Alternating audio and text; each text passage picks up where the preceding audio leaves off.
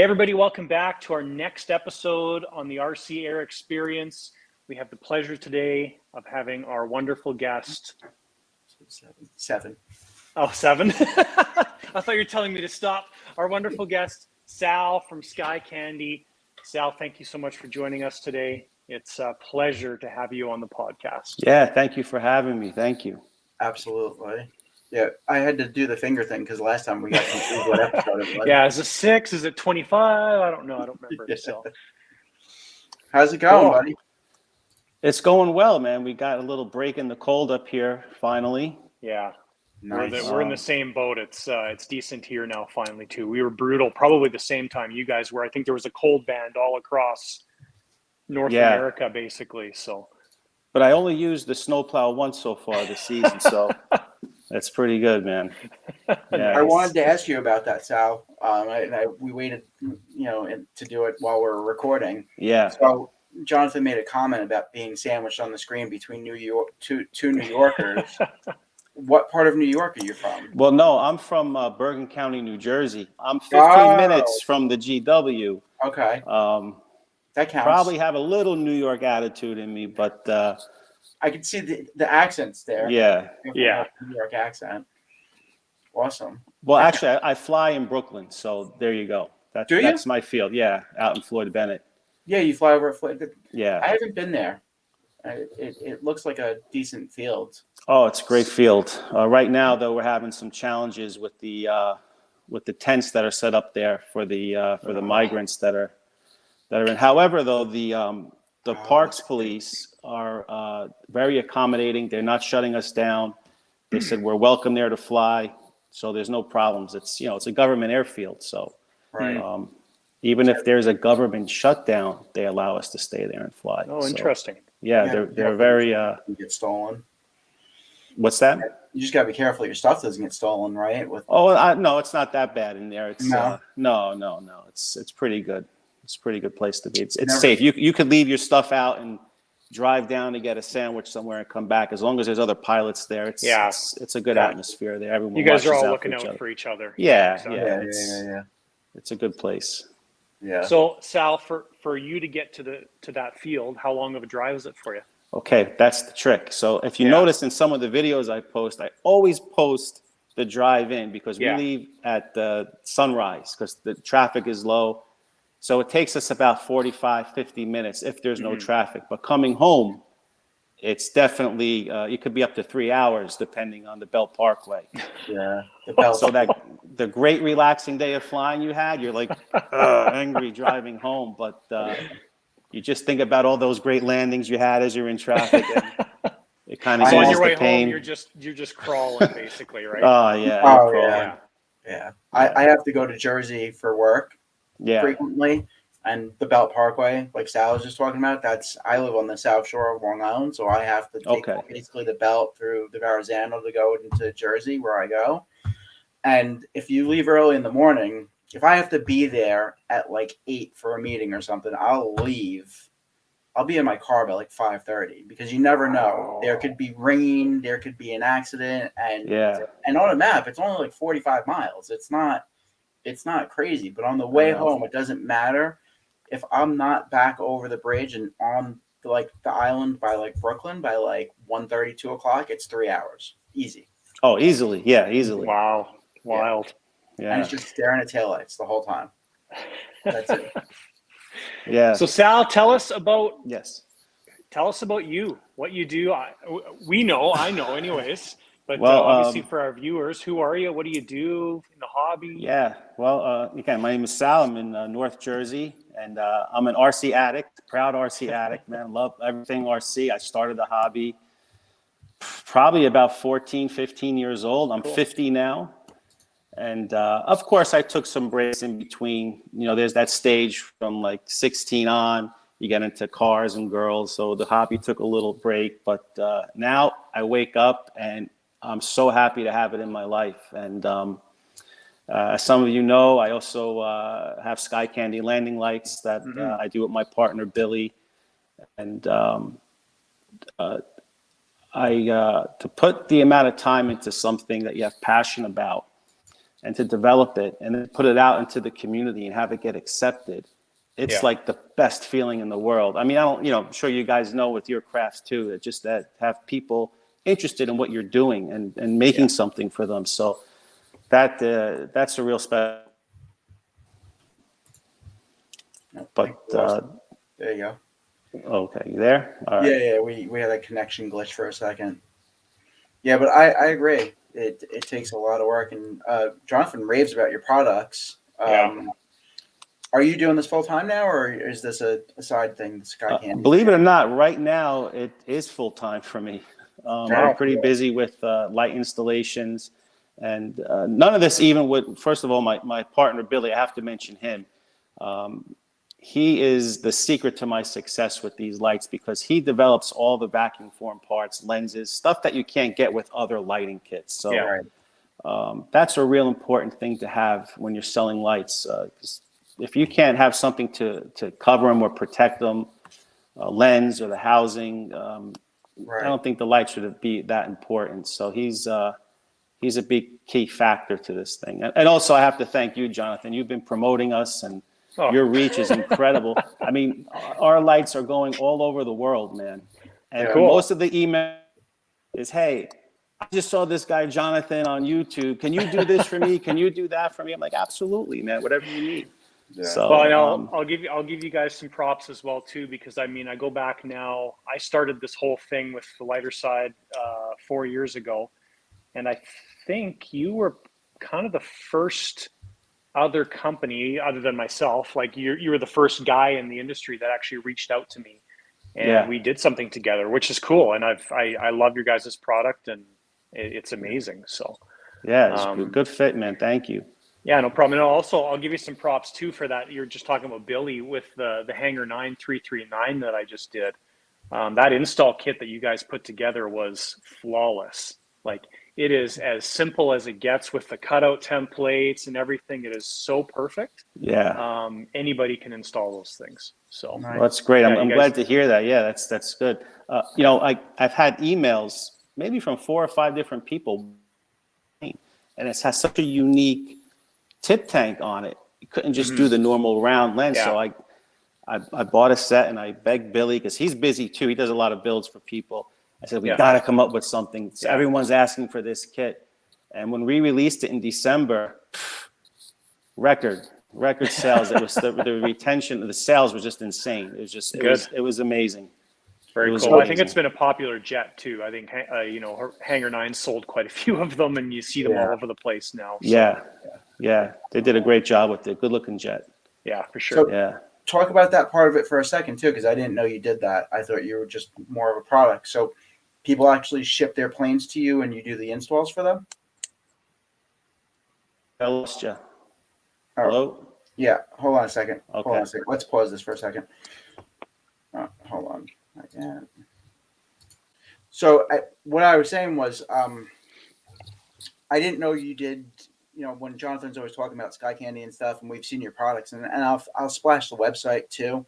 I didn't know. So people actually send planes to you to have installations done, because you mentioned installations a couple times. Yeah, they'll mail their tip tanks and sometimes their wings. They'll mail them down to my partner Billy. He more or less designs the kits. I do all the electronics. Okay.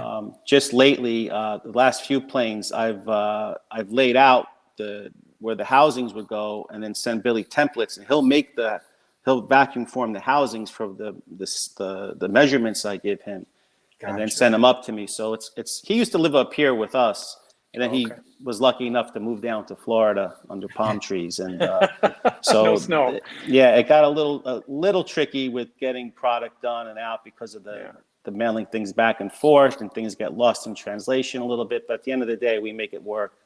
But we'll if something is mailable, something small enough, we'll do tip tanks all day long, or whatever anyone wants to send us. Cool. A majority of people that live in Florida, which it's easy, that's where a lot of our business is. They could just go right to his shop. He's centrally located there in Fort Pierce. So nice. Yeah. Nice. When did Sky Candy start? When did you guys kind of start this whole thing? And how did that get started? It's been Sky Candy for 8 years, but it started out 10 years ago as the incredible bright landing light. It was a mouthful. I was just developing them. You know how it really started? I had an old Cessna I think it was 152 RC guys. I think they were in Canada. I don't know if you heard of them, Jonathan. Yeah. And I spent a whole weekend putting a light kit in it. I made it so clean and neat. I was so proud of it. I took it out to the field and I taxi it down. I turned on the light and I saw nothing. I said, did I not connect the battery? What's going on here? I ran out to the flight line and it was on. It was just so dim. And I said, that is unacceptable. So I took it home and I started fooling around with Cree LEDs. And that was the ticket. And so that's how they became a bright landing light. I just don't have patience for a dim light. So about 8 years, we changed the name to Sky Candy, and Billy had another company at the time called Bob Dively. So I was under his name, Sky Candy Lights by Bob Dively. And we went to trade shows. The AMA used to have an expo up here at the Meadowlands, and we did that for a few years, but unfortunately that's not here anymore, so we can't do that. So luckily social media has been a huge help with promoting them. Yeah. But about 8 years now strong. Wow. Congrats. Thank you. I like the second name better. I like Sky Candy better. And the name Sky Candy came from that show Airplane Repo. So they used to, when they talked about a plane they would do like this diagram of what the specs are, and they were doing a Cessna Citation, and the announcer called it "This Piece of Sky Candy." I said, I like that name. I said, that's gonna be that's the lights. It turns your plane into sky candy. That's pretty cool. So that's where it all came from. Yeah, that's pretty cool. Now you do primarily bigger planes and stuff, right? You don't really do anything for the stuff that I mess with and fly, which is more of like the foam stuff, the 1200 to 200. I mean, we have a smaller light. I mean, it's not as brilliant as our landing light. We do offer like a nav light and things like that, but nothing for smaller stuff, mainly sport jets. Yeah. Because there's a huge market for that. Because I got to tell you, the lights that come on our planes, they're severely lacking. Yeah. Like, you could walk a couple of feet away and not see the lights at all. Like it's pretty bad. Yeah, there are some foam companies that have some incredible lights on their aircrafts too. They're like really bright, and I would take them apart, look at it. I just can't figure out what they're doing to get them so bright. Yeah. But, where I am now, I think we have pretty decent stuff. I have a new nav light coming out soon. I'm still trying to get a strobe light. That's been a big ask for a lot of people. A wingtip strobe.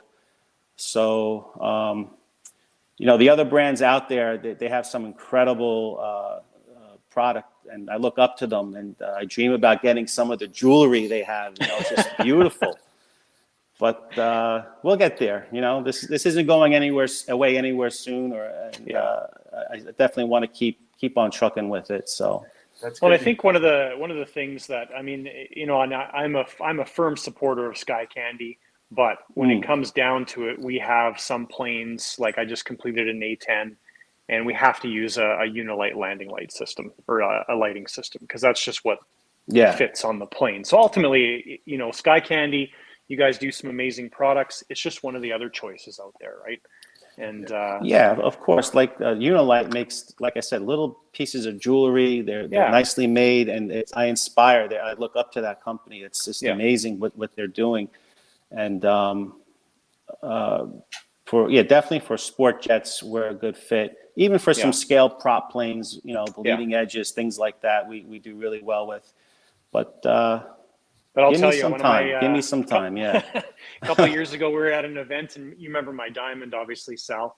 So I was at an event, and usually up here, I don't know if you guys experience this, how far north you are compared to us, but in the summertime, like June, July, our sunrise is at like 5-ish in the morning, like just before 5 in the morning, and it sets about 11 o'clock at night.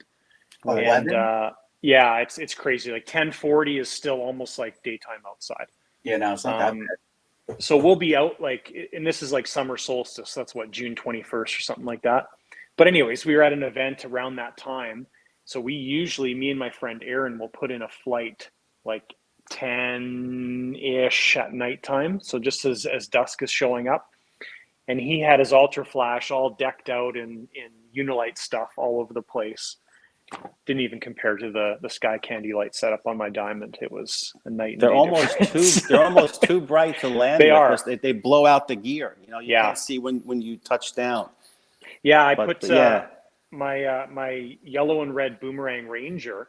My friend Stacy, who flies it as well too. He was landing the first time with the landing lights on, and he kind of dicked the landing a little bit because he was so focused on the lights that he yeah, you wasn't get looking hypnotized. at the gear, right? Yeah. So Yeah. it's you just have to ignore them basically, but it's they're amazing. They are.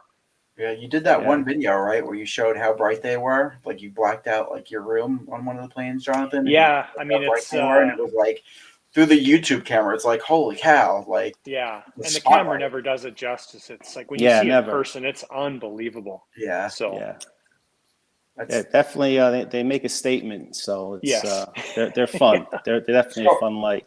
how do you make the little reflect? How do you do the little? Is that like trade secret or? No, it's not a trade secret. I buy all my pieces parts separately, and we Okay. machine. We have a lathe, and we machine down the smaller size lights that we need, and then we finally came out with our gear strut light, and we took that down a little bit further to make it compact. And I'll put E6000 clear plastic over it, and I shape and sand a lens on it, and then I'll put a like a dime over it and spray black and get a black ring and make them Yeah. look finished. And it's all handmade. Everything is handmade with our stuff. Yeah, And that's then for the landing gear lights, you guys take the electronic bits and it gets separated Yeah, out we to move make them it even smaller, right? exactly just to keep Yeah. it a low profile. Yeah. And those have been really successful. The gear strut lights. Those take me about 2 months to make a set of 50. Wow. Yeah, it's a passion. I wake up excited to get the next step done on them. I don't know. I'm nuts, man. I love it. So But, what's new in the hangar for you? I know you have a BDX there, I believe, right? Oh yeah, I got the BDX here. I actually have two of them here. I'm doing a light install on my buddy Mike Casey's BDX right now. I'm trying to develop a light kit for it. So Yeah. I don't like to put a kit out unless I've done it 2 or 3 times to make sure that the average guy installing it can do it, like how the M339 was. So Yeah. I don't like to rush anything. So yeah, I have that happening right now. I have this beautiful prop plane, the RV4 by Walter Group. Yeah. Yeah, that I've been flying. In fact, I'm planning to go to Joel Knoll with that this year. That's on my Nice. list to get to. But also another EA Viper Sport I've been flying. That's in the hangar as well. Cool. That's a fun little airplane. I'm a big fan of EA. I've purchased a lot of planes. They're all great, but the quality in an EA jet is just really done well. They're over-engineered, I would call it. I've cut a lot of wings open, to do light installs. And that one, I mean, after the hole has been cut, I could squeeze the wing down and it doesn't even flex. It's just solid. Cool. But I'm excited. We're in the shop here. We have our first EA. Actually, we've got a bunch showing up now. So we've got a special EA project that's up there that I can't talk about, but the actual first regular sports jet is a BDX that should be here this week. And we've got a Razor showing up as well too. So it'll be nice. It's the first batch of EA aircraft that'll ever really work on in person. So I'm excited for it as well. Yeah, you're gonna enjoy I've that. heard you talk about it a lot, and I've heard other people talk about it. So. Yeah, they're really nice. And the Skymaster stuff too. I have a good friend, Amir, and he pretty much has the Skymaster catalog. It's just amazing the planes he has. But he has the detail in it. The F-14. He has the smaller one. It was at the 1/7 scale. Yeah. But all their planes are just beautiful detailed planes. Really done well with the panel lines and the rivets. Yeah. Yeah, they've done a great job on all their kits. I mean, they all require a fair bit of re-engineering, but the finish on them is, like you said, is beautiful. It's they've done a great job. So. What now, other, also, go ahead. I was gonna say you said you were going to Joe Knoll. Do you go to any other swap meets, shows, events, or? I do. A while back, I was going to them like crazy. I went to which I used to always go to was First in Flight in North Carolina. That was a great show. Unfortunately, I think it's just on hold right now until they could figure out some logistics to get the show running again. I was at the first year they had Paradise Field for Florida Jets in 2014. I've been there for Top Gun as a spectator. Nice. That's a great event to be at. Upstate New York, I have Highland Jets coming up this summer, but I've been there a few times. It's a great event. Where's that? Upstate. That's in where is that? Mohawk Valley. That's in Utica. Okay. Well, now, where you're at in Long Island? You said, I'm on right? the island. Yeah. Yeah. Okay. Yeah. We don't have too many great places to fly out here. A couple club fields and stuff like that, but it's nowhere like upstate or anything like that. So where have you been going to fly? And So we have an AMA field we have a field at an abandoned psych center that we fly at. An abandoned what center? What is it? Psych center. Oh, a psych center. Yeah. There's a state flying field at an abandoned psych center, a psychiatric center that we fly at, which is cool. And especially since I fly FPV, we're supposed to stay within the little bounds, but I kind of fly around the buildings that are all like falling apart. Cool. Yeah, it's cool. It's cool. It's a cool little spot. I don't really belong to any clubs. Do you need to be in a club to fly at the field in Brooklyn? Well, the field at Brooklyn, you don't have to be. If you fly after 4:00, I think, as long as you have AMA, you can fly there, not as a member. As long as there is a member, they're flying, but you do have to. They recommend you become a member. Right. Yeah. So then we have there's an abandoned airfield that we fly at sometimes. Is that the Grumman? The Grunt? Yeah. I've been to an event there once. Yes. That's going to go away eventually. How come? A lot of the spots on the island are going to go away. I don't know how close it is to happening, but they're planning because it's an actual like airstrip. It's an emergency airstrip now. It's an emergency airstrip for like real planes.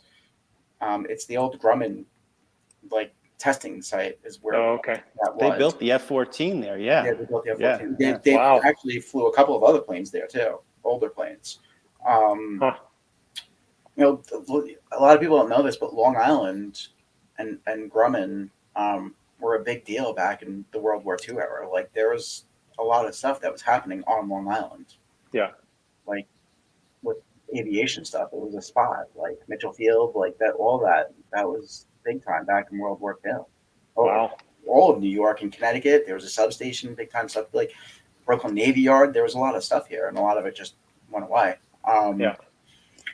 So there, and then I have a school field that's not too far away from me. I fly smaller stuff, so if I get some time on a Sunday and I can bring the kids with me and a couple of remote control cars and a couple of planes, we'll go hop over there for an hour or two, and just have fun there. But you were asking about the field. There's plans. There's a company trying to buy it from the township that owns it because Grumman sold it to the township out there.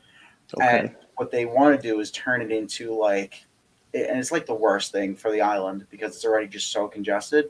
They want to turn it into a fulfillment center for like Walmart, Amazon. So basically a place where things can get flown in. They want to build warehouses along the runways and then cart that stuff because right now most of our stuff comes from Jersey. Like I just got my shipment of planes in, right? It all came from the port in Jersey. So they want to kind of put like an airport for, commercial stuff, basically. And then, have trucks truck it out to the city and the island and everything. But from traffic, from one of the things I was reading, they expected just because of the people working there and all the trucking and everything, they expected to increase the traffic by like 50,000 cars a day or something like that. So like a ridiculous number. It would go up. And there's just so much traffic here and congestion here already that like it would kill the island. Like a lot of the projects they want to build. Yeah, man. People need their stuff, man. They need their Amazon warehouses. That's what's going to rule the day, right? Like pretty much. Yeah, it's happening all around here too. There's big warehouses going up. It's Yeah. crazy. But it's like, even with one of the other psych centers, they're planning on building this huge like apartment complex and buildings and like 1,500 apartments and all this like crazy space and everything. And it's like, where are all these people going to fit? Like, Yeah. roads are already congested. There's already, how many people live in New York, downstate? It's nutty. That's why, my plan eventually, long term, is I want to get out. I want to go to maybe PA or even Canada. upstate. Even upstate. I'd love to go to Canada, but it's just too far away. It's I cold. would love to.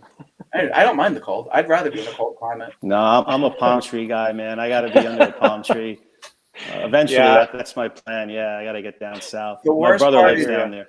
The worst part is not being able to fly in the winter, right? But he gets like double advantage of it. He gets Oh, to yeah. fly I get 11 so much PM in the summer. Yeah, man, you're always cranking on stuff, dude. And everywhere on social media, you're like the Ryan Seacrest of RC. Dude. You're I everywhere, think dude. I'm I not the can't- only one who says it. Yeah, dude, you're everywhere, man. That's awesome. I mean, good for you. That's I'm trying. yeah. It really embarrasses me being on the podcast with him because he pumps out so much stuff and I don't, like, personally. And it's like, I can't keep up with this guy. He's crazy. He's a machine. Well, if Really. you have watch my him in the mo- I have my lives, moments. he's organized, man. He just knows where to be, what to do. He'll stop. He'll drink his drink. I see, constantly drinking, but then he gets right back on it, filming. He's got a good crew there with him. Yeah. That's great, No, man. That's the listen, dream, right? What more do you need? No, Right, listen, that's I'm exactly it. absolutely happy Yeah. for It's him. funny on Saturday. So I've been working on the F-16. First video is out Wednesday. That's the Israeli Air Force F-16. And Saturday Yeah. I did a little bit on the tail section.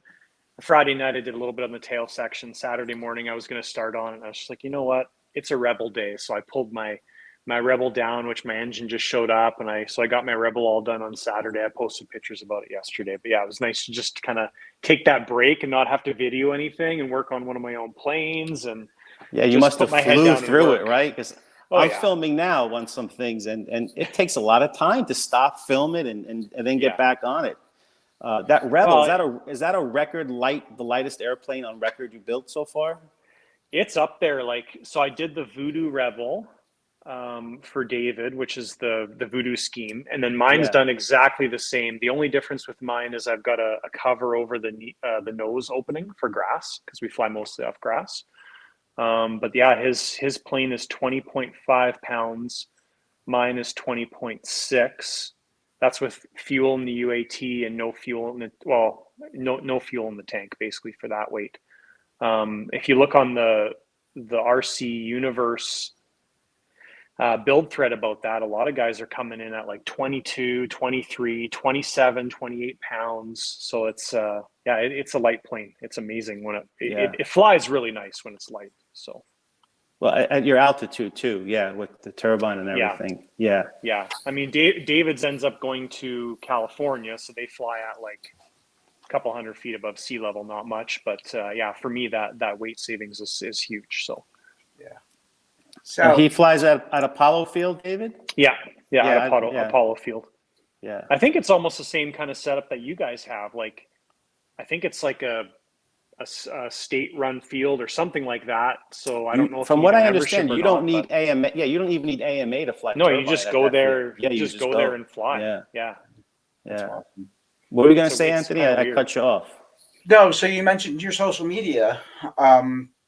What is that? So everybody who follows the podcast can also follow you. You were talking about. Oh yeah, I have a videos and Facebook stuff. page for Sky Candy Landing Lights, and then there's a YouTube page I have. Well, the Sky Candy YouTube page isn't that strong with the content. It's all on the Flight Systems RC. Mm-hmm.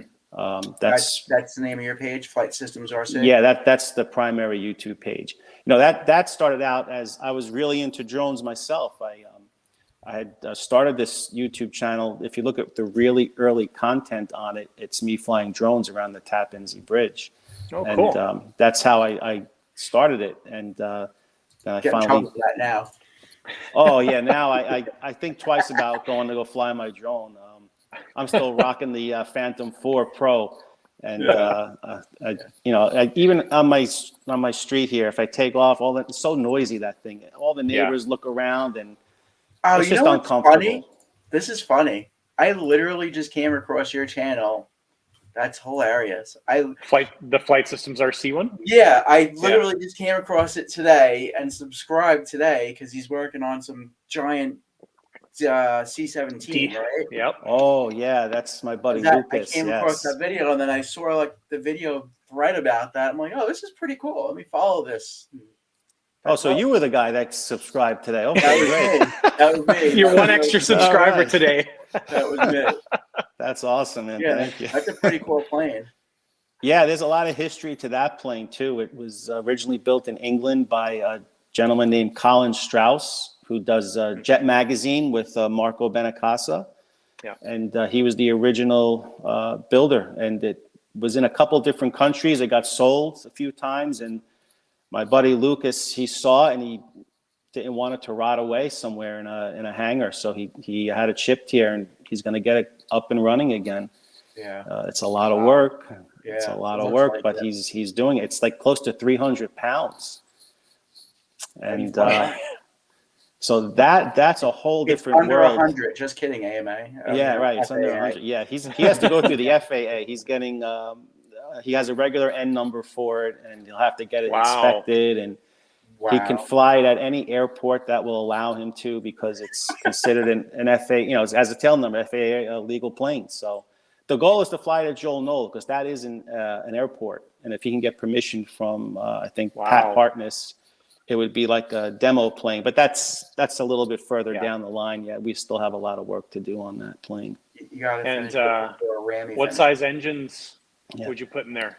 He's originally made or flew originally with 4 turbines. I don't remember which ones they were, but now he's using Olympus turbines. Yeah. I'm not sure the thrust, but it only has 2.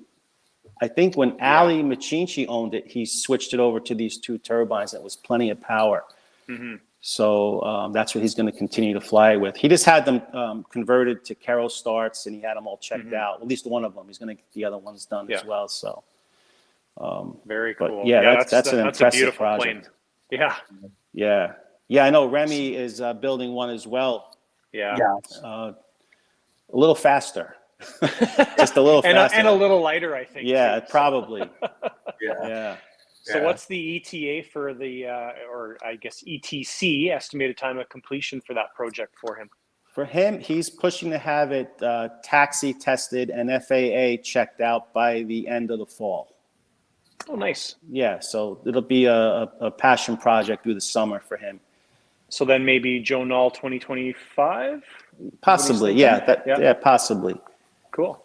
And what's really cool, the air base in Virginia where they fly the C-17 invited him down to do the maiden there when it's done. So that would be pretty special. That would be. That's incredible. No pressure. Yeah. That's crazy. I can't believe he's got to get an N number for it. That's just wild, right? Like, it's something new the FAA is even doing for unmanned. They never did this before. It's new to them as well. So, yeah. It's a unmanned experimental class, which is new for them. Huh. So that's like when you say new for them, that's a brand new thing for the FAA. Yeah, it's a brand new thing for the FAA to do. Wow. Yeah. Yeah, I was actually reading about that not too long ago. The unmanned experimental class, because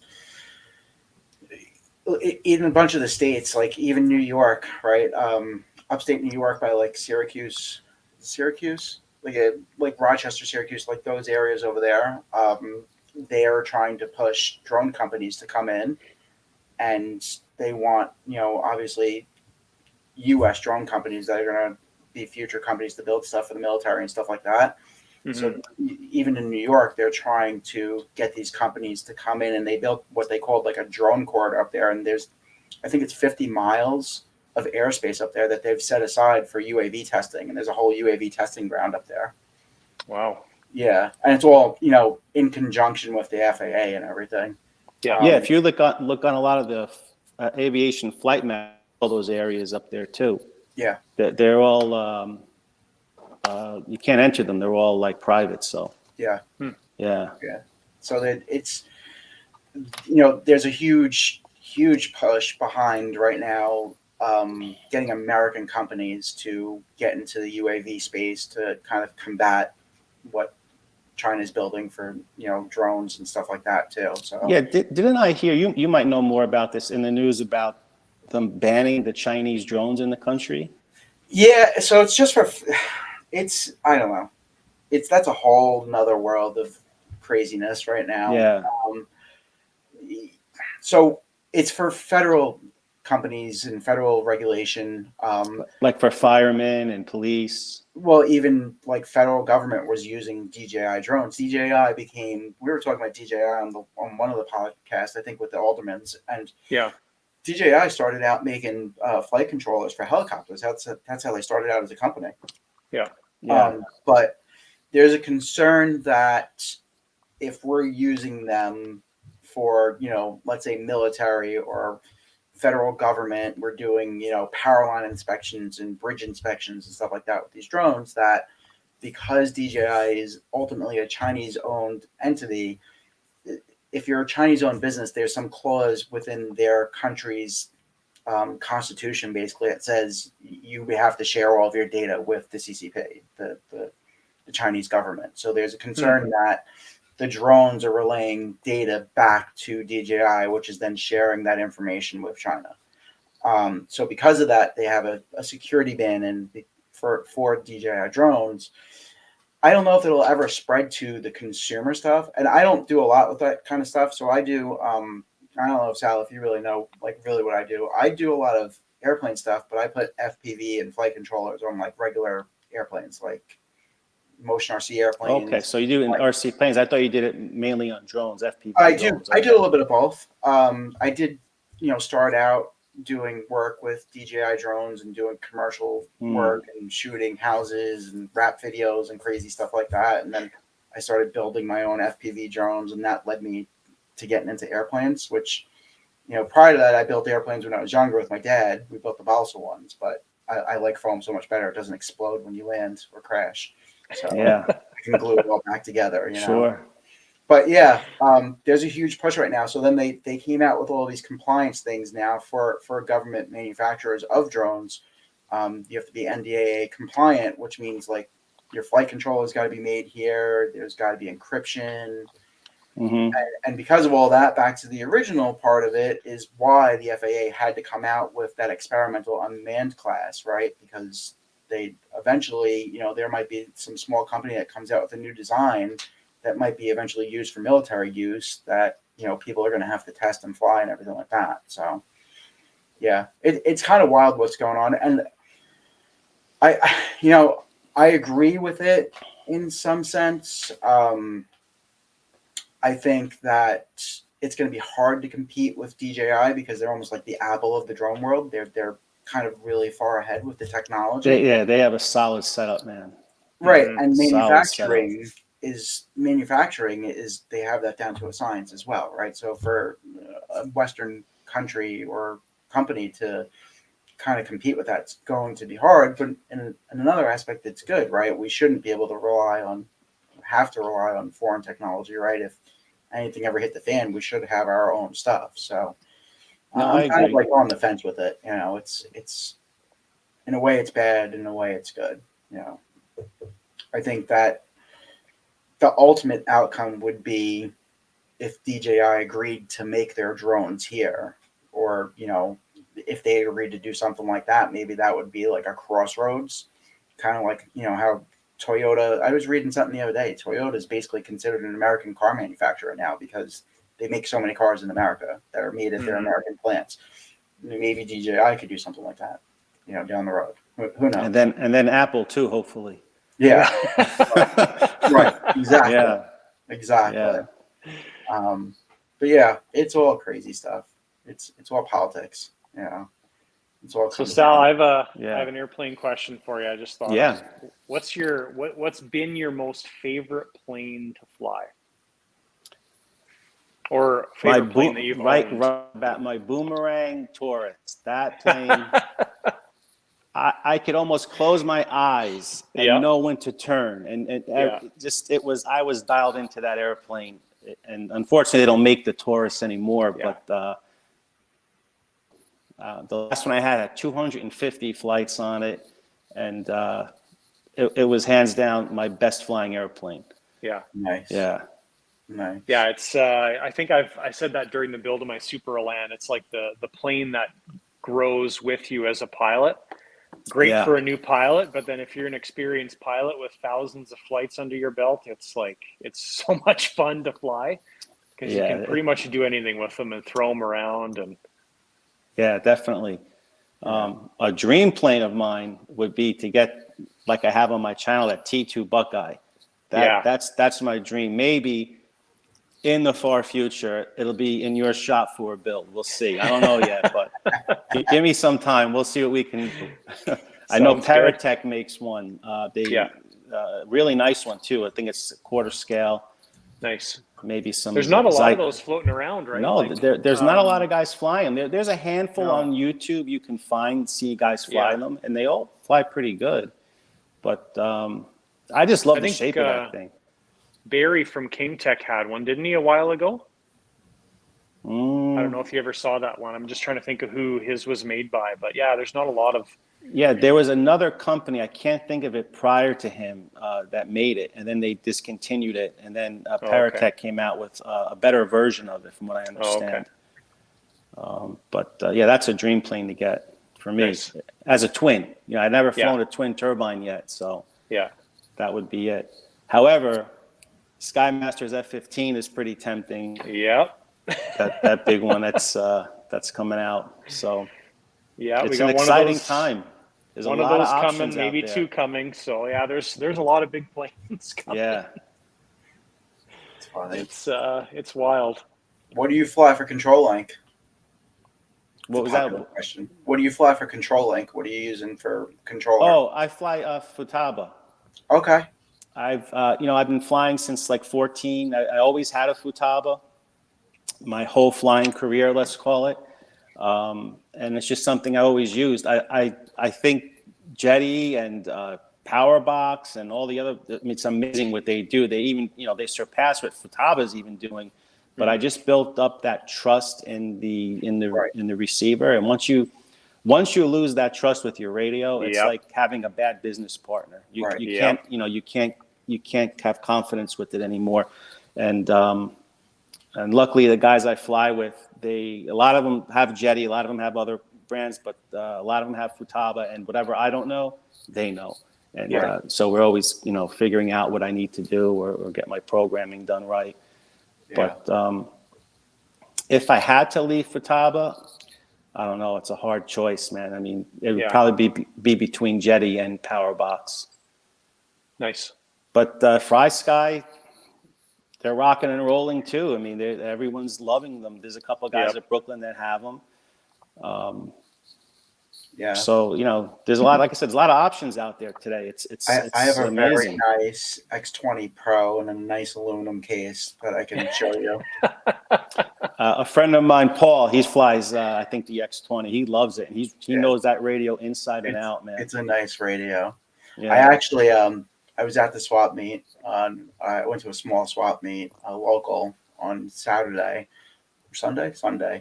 and I had a red X18, and I got to tell you, I mean, even like the Spectrum guys, which they're a proud group, right? They came over and it's hot rod red, it's candy apple red, and everybody was picking up this radio and looking at it, and like, I bought the right radio because I bought the right one. And I knew it was going to have that effect, and everybody was having it on. I'm like, this is the little brother to the really nice one. I have those too. They're nice. Yeah. They've come a long way. So Sal, when you're setting up your big planes, like for yourself, with your BDX, you're using a Futaba receiver? Are you going into a Powerbox, or what do you? I'm using the Powerbox Competition SR2. Okay. I use the Futaba. I use two Futaba 7003 receivers. Yeah. And of course, I love my Cortex. Yeah. My Cortex Pro. And that's a whole nother discussion with people as far as, the pros and cons of the gyro. I started flying my Boomerang without a gyro. And that was the year I went down to Florida Jets in 2014. Yeah. And I flew the first day. It was awesome. I had great flights. The second day was the common Florida gusty winds. Everyone was flying though, and they were greasing these landings in, and I'm watching them. And I said, I'm going to go up, man. Everyone's coming in like nothing. It's awesome. So I take my boomerang up, and there's a video if you look for it on YouTube, and I'm so embarrassed about this video. And I struggled to get the plane in. I came in, I scraped the runway, took off again. I got the gear hanging out of it. 4 or 5 times I went around the pattern. I couldn't get it down. Finally, I slid it across the grass, and my friend Jorge said, man, these guys are using gyros. That's why they're coming in like they are. I'm like, what is that, a gyro? I had no idea what it was. So I bought one at the show. I put it in the plane, and I never looked back. Yeah. I never looked back. I mean, again, it doesn't fly the plane for you. Everyone knows It doesn't fly the plane. It takes what's that one expression? If you have a car with shocks, right? Yeah, takes it adds the suspension back into your vehicle. It's like driving with or without suspension is what it is. What's the name of that video again? It's not that I need it. I can still fly the plane, do my maidens with the gyro off. Then you click it on. You're like, I know. Exactly. He nice. He didn't hear me. He was out for a second. Oh, what was that? I said, "What's the name of that video again?" If you can. It's 2014 Florida Jets. Just Google. I think crashes. I gotta look that one up. I've been there, done that. I've had my share, man. I've done some spectacular crashes in front of a big crowd, and it's part of the hobby. Nothing you can do about it. No, exactly.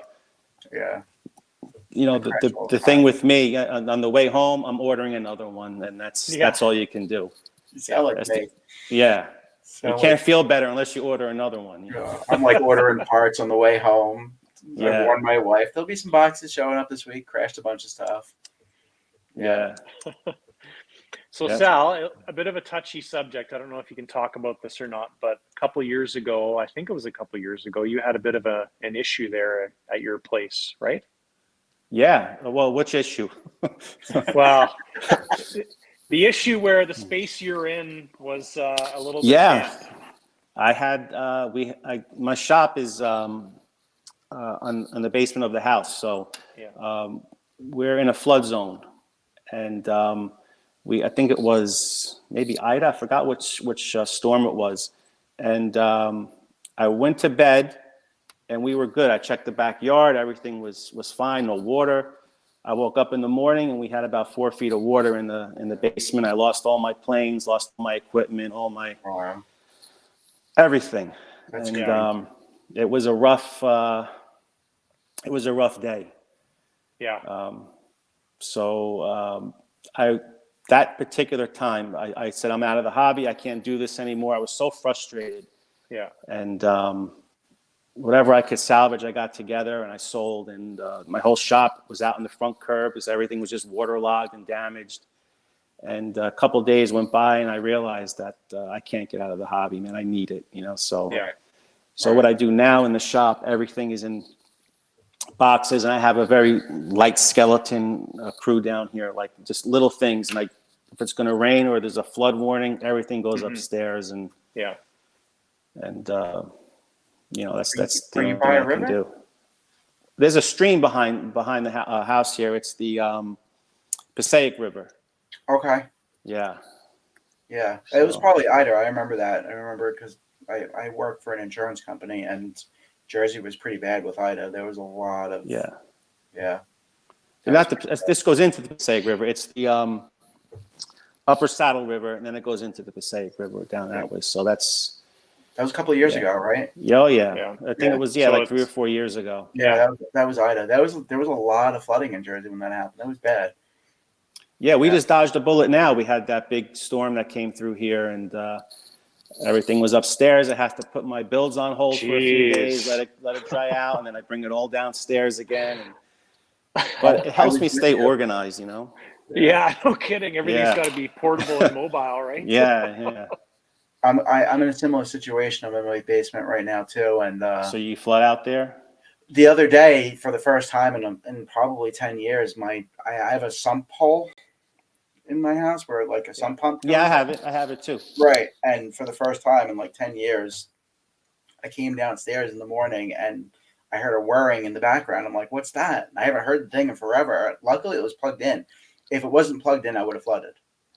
Jeez. I was lucky it was plugged in because I don't always keep it plugged in. Like it's plugged in on like an extension cord, and by Yeah. the graces of God, this thing was plugged in, and it was pumping. It was probably pumping for a couple of hours because it felt hot. So I was pumping water for a couple of days, and every time I would pump it, and I would even hold it down a little bit because it's on a float. So I would hold it down a little bit longer and let it try to pump out enough so it would catch up for a little bit and take a break. I'd go back to an hour, 2 hours later, and it was filled again. Yeah, that you would have probably helped. have you probably have all your new planes that you just got sitting in there too, don't Yeah, you? scary. Oh my gosh. Scary. And not just those planes. I mean, I have of my own personal planes, I have 10 in boxes that are sitting there too on the floor. Like Wow. it would be it'd just be bad. My office for work's down here, like everything's down here. My whole world is down here.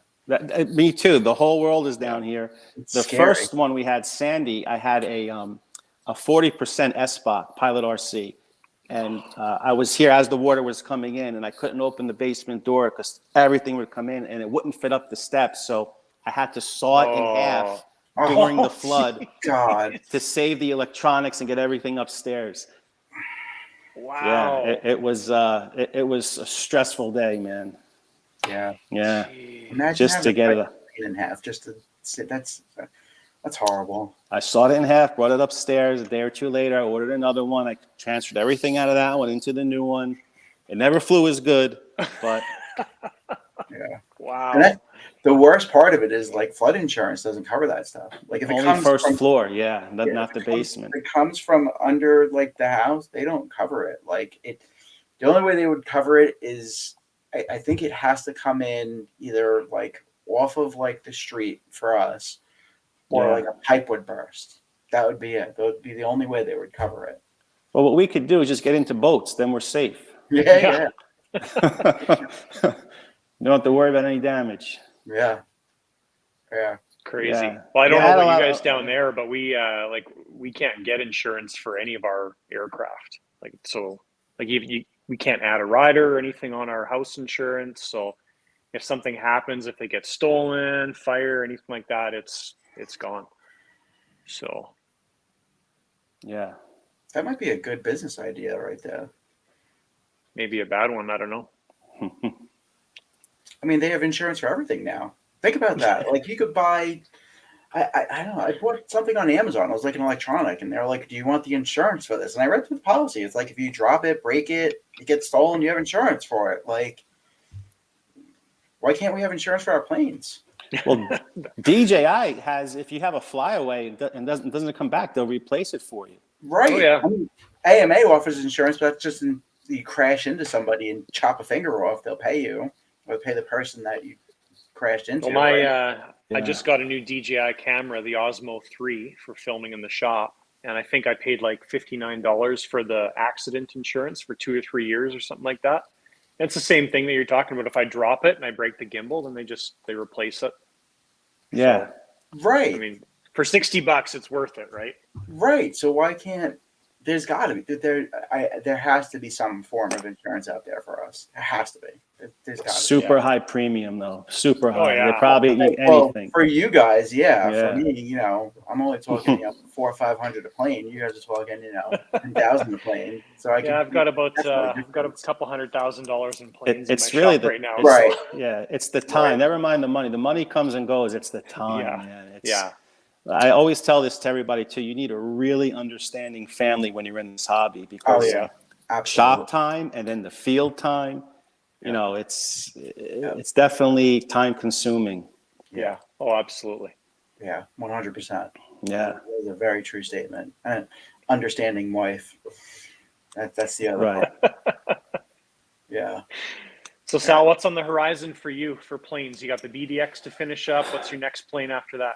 Well, the BDX to finish up. I'm not going to lie, the Razor is tempting, but I have to get something in the air before I start thinking about another project.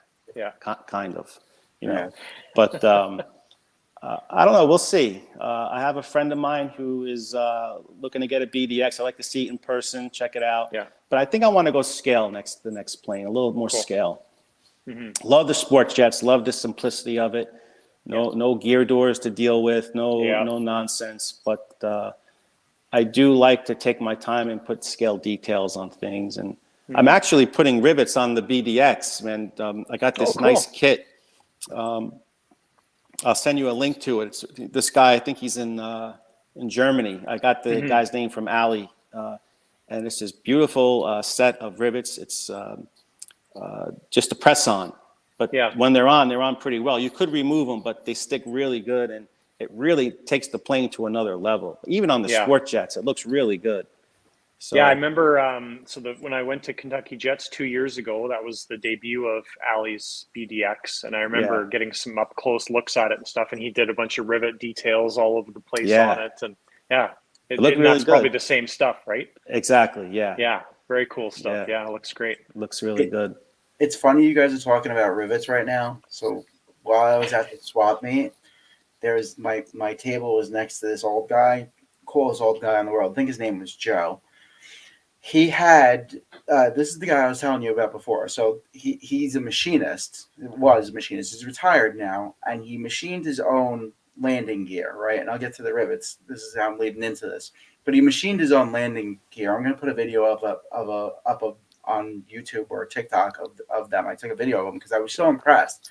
He made every part except for the hub and the wheel. He bought the hub and the wheel, but the entire thing he machined, like the brackets, even the little clamps that hold on the airline to the landing gear. Like he made the little clamps. You can see his little hammer marks on where it's wild, but they looked like super duper professional. Like it was just art. Like, he made this stuff from hand. He was also selling these little tiny machined rivets out of aluminum, and they were for scale planes, for putting rivets on planes. And you take a little tweezer and you put them in spot. And he sold a bag. He made 10,000 of them for the show in these little bags. And I was like, wait, time out. Hold on a second. Because I picked up the bag and there's these little things. And I'm like, what are these? He's like, they're rivets. I'm like, get out of here. He's like, yeah, I machined those too. I'm like, how long does it take to machine these tiny little I would have bought them. rivets? I know, definitely I would have bought them. Oh, They look legit. They look. Yeah. I could see doing like a super scale build, but you would have to sit there with a little dab of CA glue, right? Yeah. And with tweezers and put in. I think each bag came with like 1,000 rivets. Like it was a little sandwich baggie, like filled with these little aluminum rivets. I'm like, how do you even machine these? These things are tiny. He's like, oh, you just set the machine and you do this, you do that, and you walk away, and you come back to a bunch of rivets. I'm like, okay, wild. Wow. Wild. Well, I'm gonna do my T33 with rivets, but I'm gonna be using the solder iron method. So just take a tube, right? So yes, I know that That's really technique. cool. Yeah. Billy showed me how to do that. Yeah. So how far along are you on that? I don't know where you are right now with it. So the video that came out on last Monday, that was actually quite an old video from like December. I've put that thing aside for now because there's just too much going on. My January and February is absolutely bonkers up until the middle of March when we go to Tucson Jets. Yeah.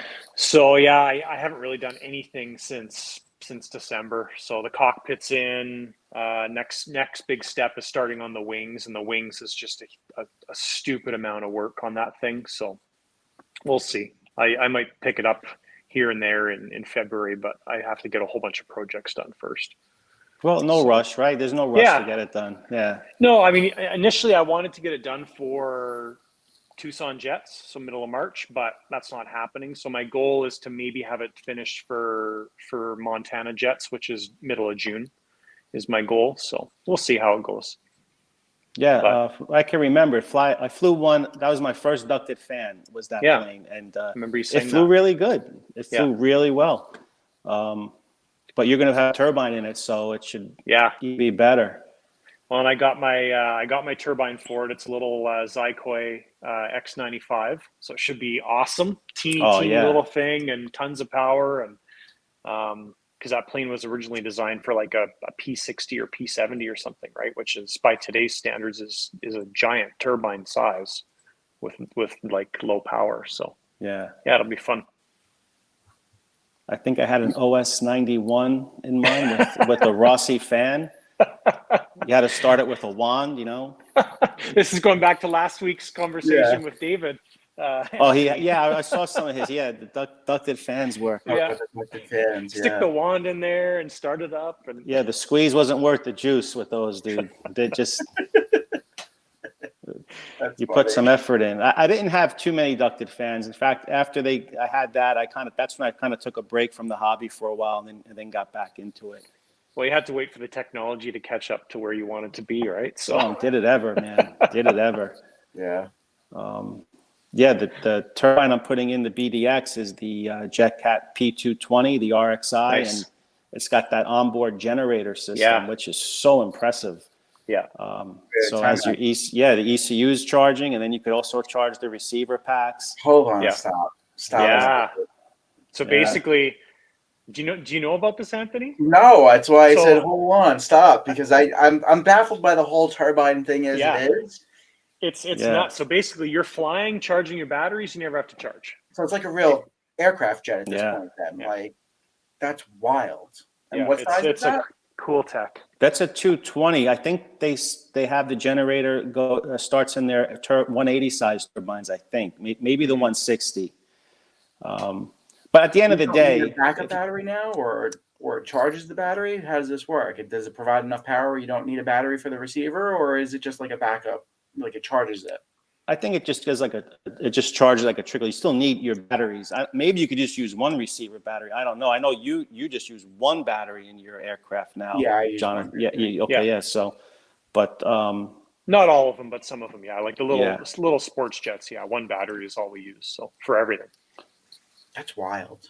But yeah, it's a cool system, and I think they're pretty much the only turbine guys that I know of that are doing it. So it's pretty cool tech for sure. yeah. Be interesting to see if that goes. You don't need I usually have 10,000 milliamps on board anyway, Yeah. and you don't need to charge up your receiver packs. Yeah, Right. But it's just it's tech. It's like how do Totally. you not want to use it? exactly. It's fun. So and we'll see. But definitely, I like to charge the ECU battery. That's something I'll definitely do. But I don't know about the receivers. Mhm. And then I also use King Tech turbines. I love those turbines. I had a 320 in a Pilot RC Viper, Mhm. which flew great, no issues with it. Yeah. I do set do you use auto start on yours? If you have a flame out, do you set your auto starts? It depends on the jet. On a floaty scale jet or a sports jet, not generally. Okay. On a when I say floaty scale jet, I would say like a Viper as an example. But in anything else, yeah, pretty much it's usually on. The Taurus, you wouldn't need to. Not the Taurus, the Elan, the big Elan you have. No. Yeah, because that could just float right down. Yeah, it's a floater, right? So, yeah, you just if the engine shuts off, you just turn for the runway and go. So my explain this. bull real was quick.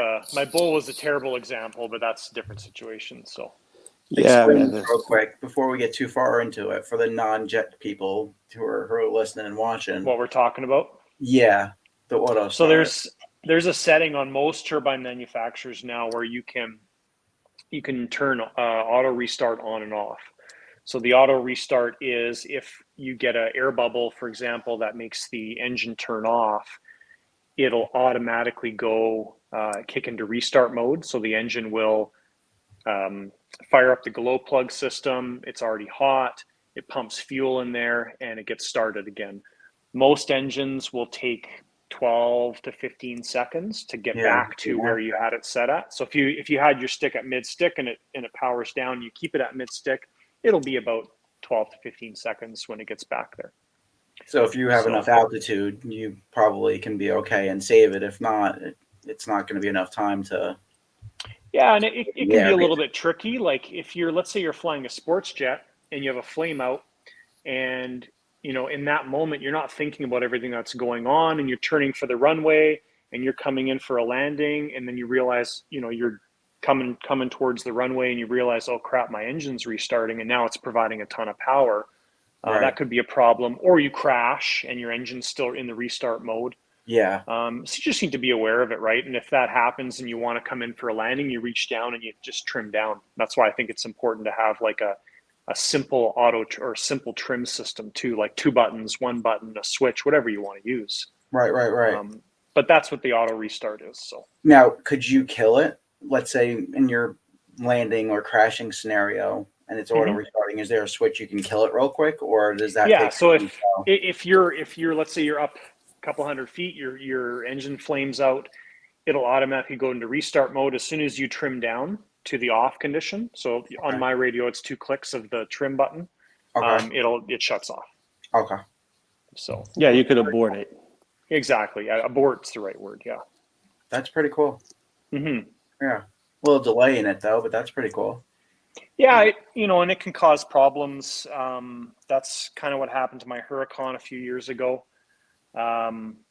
It's very hot when it restarts. Like it's trying to get restarted as soon as possible. So it's usually shooting pretty stinking hot fire out the back of the turbine, more so than normally. So, you can cook pipes and stuff with it, and you just have to be careful. So yeah, it's interesting stuff learning about the turbine stuff, especially coming from somebody who isn't in that world. And that's why I made you guys back up, because well, it's good because we kind of take that for granted. At least I do. You just assume people know what you're talking about. So and there's probably 50% of the audience that is prop planes or gas planes or who aren't into the turbine. So it's cool to learn the technology behind the turbine stuff. I mean, that's what kind of fascinates me with the turbines is the technology of it, right? And how cool it is this little jet engine can do, Well, and I'll make a bit of a comment on this too. Like, so last week my engine showed up for my Carf Rebel, and it's a Zykoy engine, and I'm a dealer for Swiwin.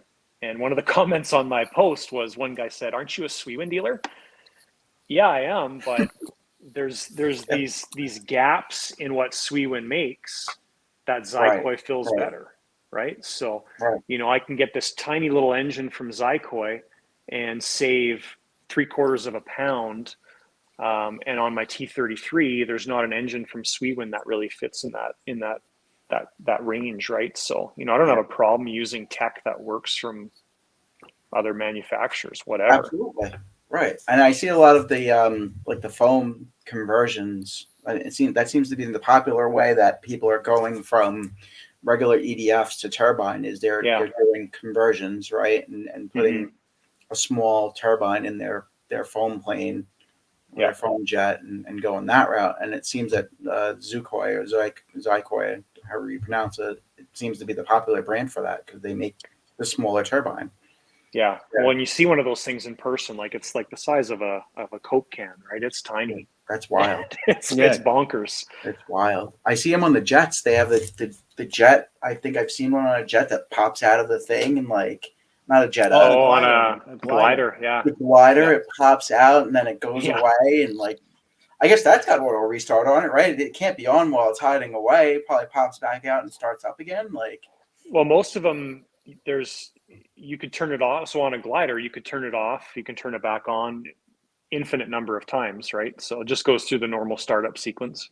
You couldn't do that with the older ones though, right? Like turning it on was like a process. Yeah, a lot of them. I don't know when that changed, Sal, maybe but I think, I don't know, let's say 10 years ago, you had to power everything off before you could restart, right? And you had the big air tanks, the scuba tanks. You had it was a big deal to get those things started. Yeah. In fact, to spin the it was a compressed air to spin the wheel to get the turbine going. Yeah. And then you would now, put in now a brushless propane. motor does it. I gotcha. Yeah, now it's all instant. You hit a button and everything happens. You Yeah. watch on your little monitor all the Yeah. sequences it goes through, temperatures. You stand there and scratch your head and do nothing. Yeah.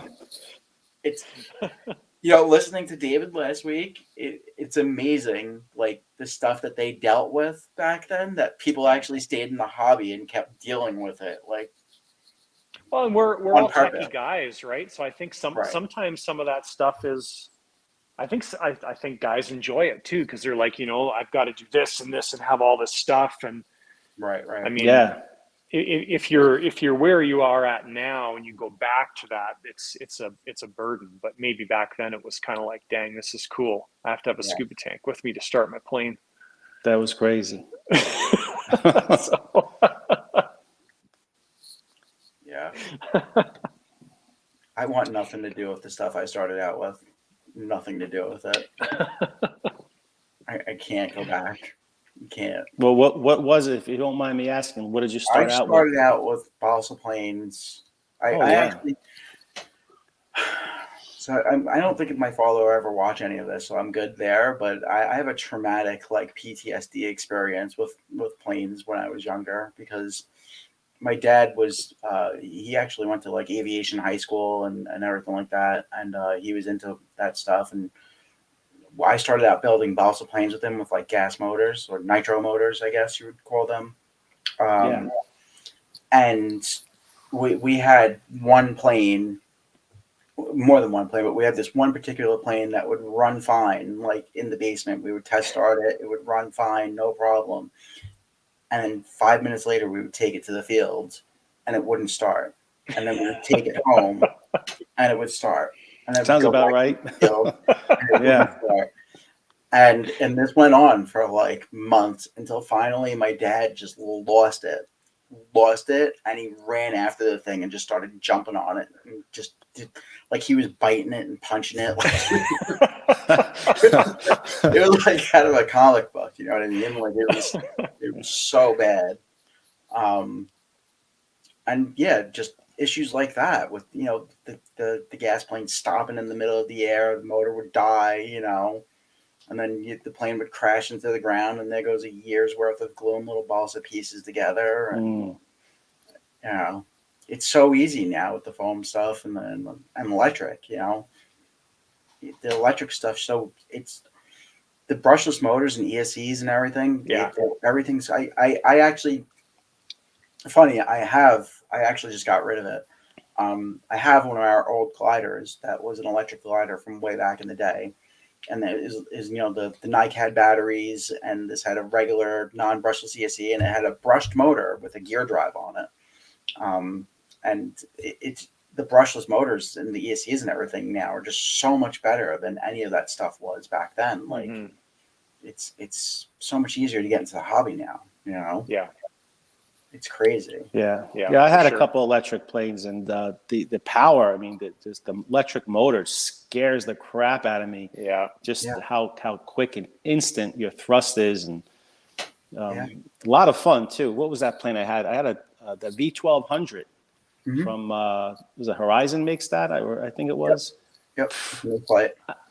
Fast, and I couldn't even. My eyes can't even keep up with it. You had to keep a tight circle, otherwise it's gone for me.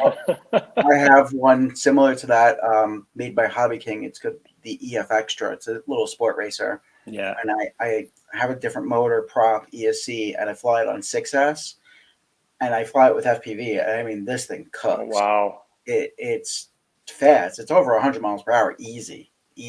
And it's just for a little foam plane.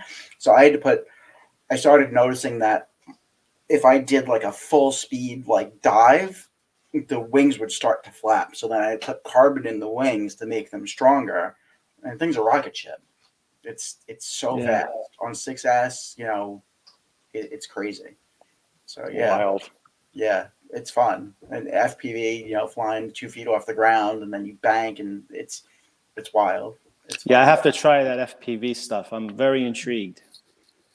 Well, we're planning on on putting a setup in the Super Elan. Are you? Just to, Oh, really? yeah, just to, well, obviously we can't fly turbines with the FPV stuff, but Right. just to do ride-alongs, basically, I guess, if you want to call it that, right? Yeah. So That's what we yeah, call we're gonna hook that up on the Super Elan, and I think that'll be a good candidate for it. So Yeah. It'll be fun. yeah, it'll make some people sick too. Yeah, some people might. Some people might. Well, then you did it right. People Exactly. get motion sickness easily. Yes. Katie's Yeah. all excited to try it, and she's like, "I want to be the first one to try it." I'm like, "Okay, yeah." She's terrible with that stuff. She's gonna be like, "Whoa," for days. So it's gonna be funny. Yeah. Yeah, it's a shame you can't. I understand, I guess, because it basically becomes a guided missile at that point if you put FPV on a turbine. But it would be cool to fly turbines with FPV. I mean,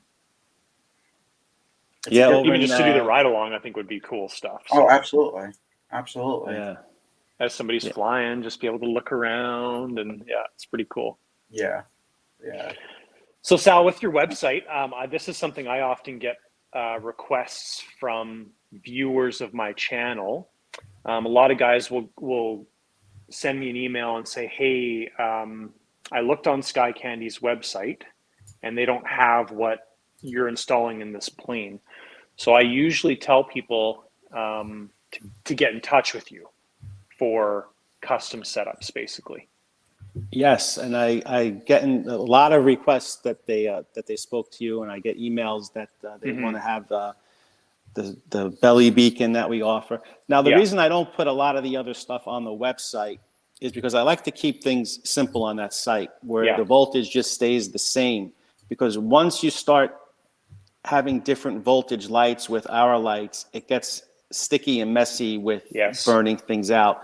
So I prefer them to email me, or maybe I'll put something on the site to say, "Hey, for any custom work, email me and we can do A, B, and C," because I have to use different regulators and such, and the different switches that can handle the 11 volts. So, yeah, well, I think that's a good idea, and I appreciate that you guys have done that, and that you've done that, because when I get the lighting kits from you guys, it's all plug and play. I mean, you know what system I use. We've talked about it. We figured it out. We've planned it, and I love that when that shows up, it's labeled, it's organized, everything's designed for the plane. I love it. So the custom work is, I think, definitely the way to go.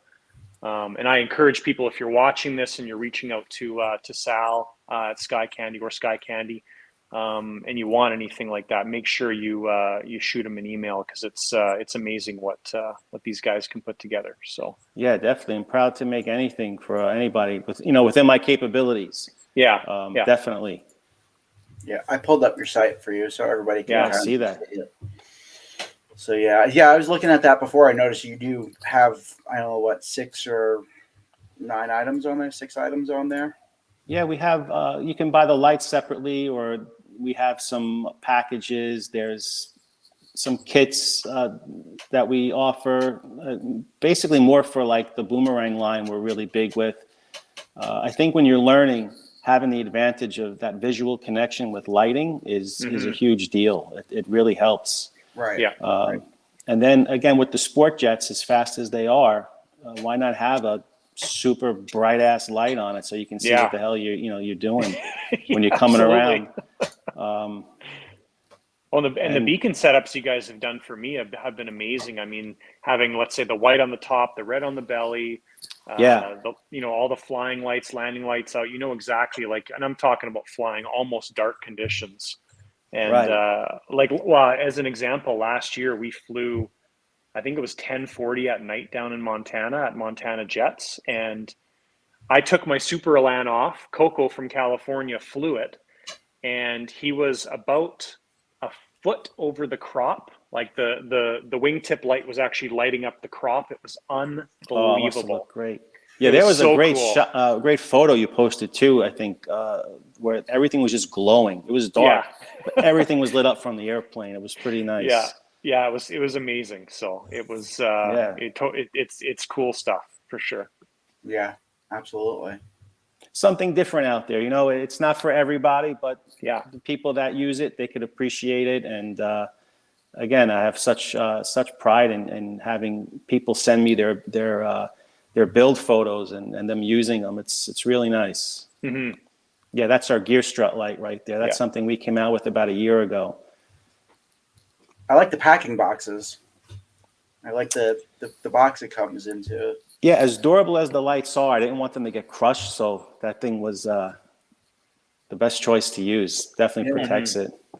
And they don't add it, like the weight overall. If you're adding a set of gear lights like that, like they weigh, I don't know what they actually weigh. I've never weighed them, but they don't feel like they weigh anything. So no, they're grams, if that. Yeah. You know, they're not much, nothing to worry about. like I think the reflector's all aluminum, so it's very minimal. yeah. These are the ones you said take you what? You said how long? A month? I 2 can months? make 50 in about a month. It takes me. And Billy cuts them down, and I Wow. do all the circuit board work and move everything around, heat shrink things. Mhm. Yeah, it takes a little time, and I would love to teach someone to do it, but I'm too particular, and if you don't do it the way I don't want to piss someone off that took the time to install it like I had the problems with. It has to be right, man. I'm Absolutely. hardcore when it comes to it. I mean, I don't think so. I know. I don't think any of the lights I gave you, Jonathan, ever failed, have they? I mean, anything? No, Okay. they never have. So, but I know I know exactly what you're saying. So if you watch my channel, anybody else that's watching this, if you watch the lighter side of RC, often in my videos you'll see my friend Ward, who comes over on Saturdays and helps me, and we do it because he likes hanging out and learning in the shop and stuff. But I actually get him to do very little because I have that same control issue, right? So Yeah, I get it. But I would hang out with that guy, Ward. He's a good time, man. I like that guy. yeah, He's fun to watch on the live videos, man. Funny. That is funny. Yeah, but Yeah. So cool stuff. yeah. Sal, thank you for coming on. I think we're gonna wrap up. Jonathan, you have anything else? No, it's cool. You're lucky number 7, man. I appreciate it. I appreciate That's everything awesome, you've done man. for Number 7. yeah. Appreciate everything you've done for the lighter side of RC. It's cool to have you guys as a channel sponsor. I think I've got that listed on my website as that. And, Yeah, which is pretty cool, man. Thank you for no having problem. that spot on there. I like that. I love your guys' product, and it's always number 1 in my books, and I appreciate everything you guys do for the hobby as well too, and creating cool light kits for cool planes. So And thanks for having me on. And Anthony, maybe we'll link up eventually somewhere. You're close by enough, so we'll see. And Jonathan, hopefully at an event. I'll Yeah. message you on Facebook, and maybe I'll go out to Brooklyn one day. Okay. I'm planning on. I was considering going to Knoll as a vendor this year, but then I'm like, I don't want to go there first time as a vendor. I kind of want to go there and walk around and hang out and talk to people. And Yeah, don't go as a vendor. Go there and enjoy it because it's an experience like you'll Right. never have, man. It is just right. So I'm going to it's be great. at Knoll this year. Are you going, Joe Knoll? I'll be there Me? the whole time. I got Oh, Jonathan, you're not going, are you? No, you said you weren't going. I was actually, it was a toss up between Joe Knoll and Jets Over California, and for logistics we picked Jets Over California. So yeah, no Knoll this year. Nice. Yeah, but I'll definitely hook up with you at some point, Sal, especially if you're traveling to Brooklyn. I've been wanting to fly over at that field, so. Yeah, I'll well, get- let me We hit me up. need to Let get me know. Anthony. We need to get Yeah. Anthony addicted to some kerosene and Jet Oh, A. yeah, it's very easy to do. I don't have anywhere Very to easy. fly it. Listen, if I had a place to fly it, me and my wife were just talking about this the other day. It's a good thing I don't have a place to fly a turbine. Once you learn to fly up flat, you will find a place to go fly. Believe Oh, me. you will. Would Yeah. you put it? She's like, I know you. You're gonna have the biggest one possible. We're gonna need a forklift to get it out of the basement. No. She's dreading it. She's dreading this relationship right here, Jonathan. I'm telling you. It's a good one. I get blamed for a lot of this stuff, so it's no Yeah, problem. I can take it. absolutely. Yeah. So, all right, everybody. Thanks. All right, guys. Awesome. Have a good Thanks, night. guys. Thank you All right, again. see you guys All right. soon. Take care.